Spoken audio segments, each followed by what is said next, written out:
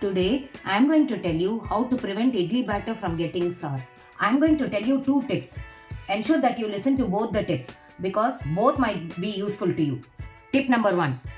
Usage of hand. Make sure that you do not use your hand to the maximum extent either while grinding or while mixing the batter because generally we use the hand for quick fermentation process and to use the batter immediately the next day. Hence, make sure that you only use an ladle for mixing.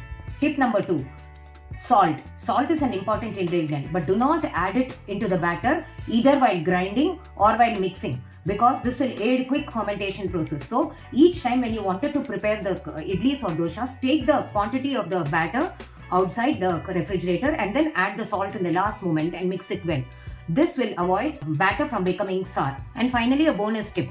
Batter immediately after preparation and fermentation, quickly transfer it into the refrigerator so that this will also avoid the batter from becoming sour quickly.